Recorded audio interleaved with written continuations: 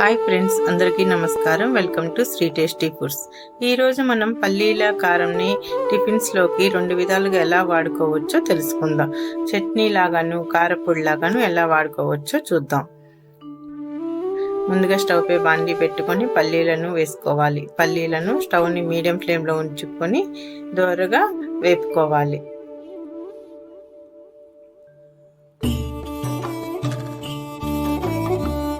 పల్లీలు వేగిన తర్వాత స్టవ్ ఆఫ్ చేసుకొని ఒక ప్లేట్లోకి తీసుకోవాలి.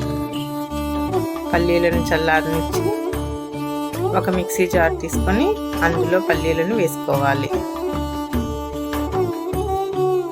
తరువాత జీలకర్ర,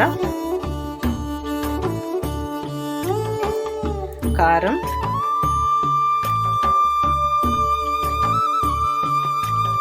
కొంచెం సాల్ట్ వేసుకొని మెత్తగా పౌడర్ లాగా చేసుకోవాలి. తర్వాత కొన్ని వెల్లుల్లిపాయలు వేసుకొని మెత్తగా పౌడర్ లాగా చేసుకుంటే మనకి పల్లీల కారం తయారవుతుంది. ఈ కారం ఎన్ని రోజులైనా పాడవకుండా ఉంటుంది. ఈ కారం స్టోర్ చేసుకొని మనకి ఎప్పుడు కావాలంటే అప్పుడు టిఫిన్స్లోకి చట్నీ లాగా తయారు చేసుకోవచ్చు. ముందుగా మనకి ఎంత కావాలో అంత ఈ పల్లీ కారాన్ని తీసుకొని చట్నీకి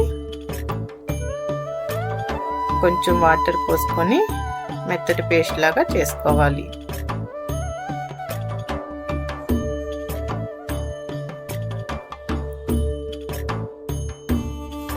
తర్వాత స్టవ్ పై బాండీ పెట్టుకొని కొంచెం ఆయిల్ వేసుకొని ఆయిల్ వేడైన తర్వాత ఎండుమిర్చి, తాలింపు గింజల్ని వేసుకొని దోరగా వేపుకోవాలి. తాలింపు వేగిన తర్వాత కరివేపాకు వేసుకొని వేపుకోవాలి. తాలింపు వేగిన తర్వాత స్టవ్ ఆఫ్ చేసుకొని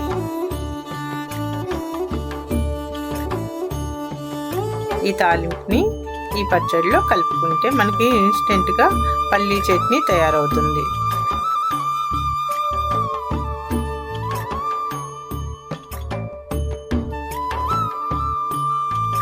వేడి వేడి ఇడ్లీలోకి ఈ పల్లీ కారం,